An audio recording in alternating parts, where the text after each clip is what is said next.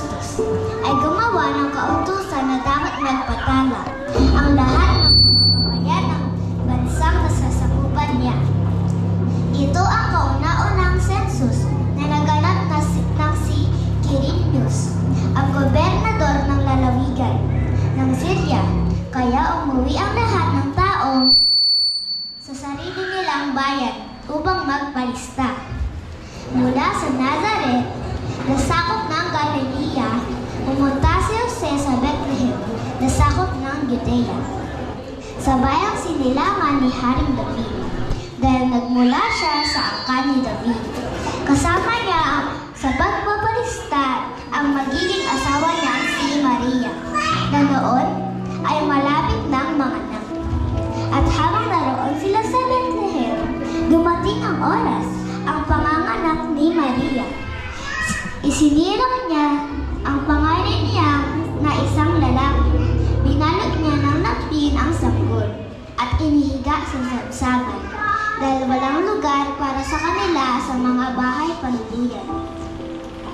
Malapit sa Bethlehem, may mga pastol na nasa barak at nagpupuyat sa pagbabantay ng kanilang mga tupa.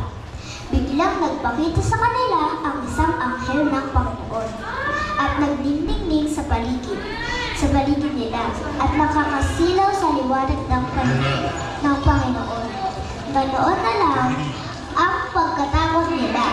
Pero sinabi sa kanila ng anghel, huwag kayong matakot dahil naparito ako upang sabihin sa inyo ang magandang balita na magbibigay ng malaking kagalakan sa lahat ng tao.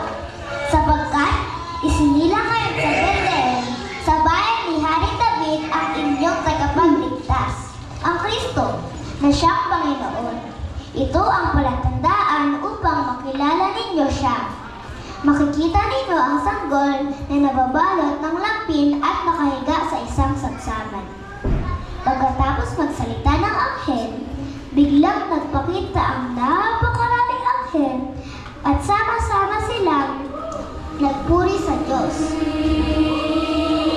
Sinabi nila, purihin ang Diyos sa langit, may kapayapaan na sa lupa, sa mga taong pinalulugdan niya. Nang makaalis ang mga anghel pabalik sa langit,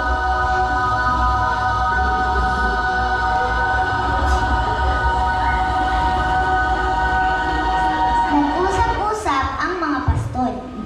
Tayo na sa Bethlehem at tignan natin ang pangyayari sinabi sa atin ng Panginoon.